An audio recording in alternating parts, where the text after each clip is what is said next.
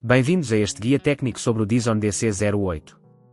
Somos a Kelatos Informática, especialistas em reparação técnica. Recolhemos o teu equipamento ao domicílio, fazemos diagnóstico gratuito e enviamos orçamento antes de reparar. Sem chamadas, sem deslocações. Estamos localizados na Cal Joaquim Maria Lopes 26, Madrid. Cómodo, transparente e profissional. Link na descrição. Teu Dyson DC08 está a fazer um barulho estranho e não aspira como deve. Este problema pode ser causado por um motor avariado ou filtros obstruídos. Se não resolveres a tempo, a situação pode piorar e o teu aspirador pode parar de funcionar completamente.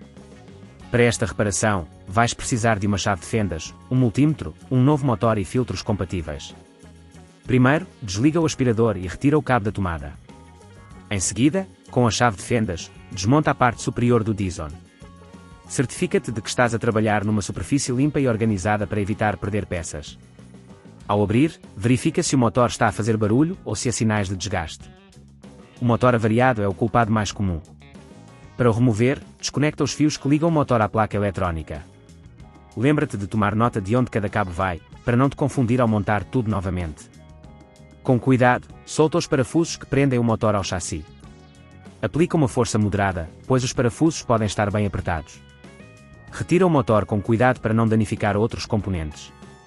Uma vez que o motor está fora, compara-o com o novo para garantir que são idênticos. Instala o novo motor no lugar do antigo, aperta os parafusos e reconecta os cabos na mesma ordem que os removeste.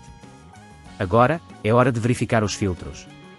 Se estiverem sujos, substitui-os por novos para garantir que o aspirador funcione de forma eficiente. Depois de tudo montado, fecha a parte superior do Dyson e aperta bem os parafusos. Se neste ponto achares que é demasiado complexo, lembra-te que na Kelatos recolhemos o equipamento no teu domicílio e devolvemos-te reparado. Por fim, liga o Dyson e faz um teste para garantir que já não faz barulho e que a aspiração está a funcionar corretamente. Para evitar que este problema volte a acontecer, é importante que limpes os filtros regularmente e verifiques o estado do motor de tempos em tempos. Não te esqueças de que a manutenção preventiva é sempre a melhor solução. Se não queres arriscar danificar o teu equipamento, na Kelatos recolhemos, reparamos e devolvemos ao teu domicílio em todo o Portugal continental. Link na descrição.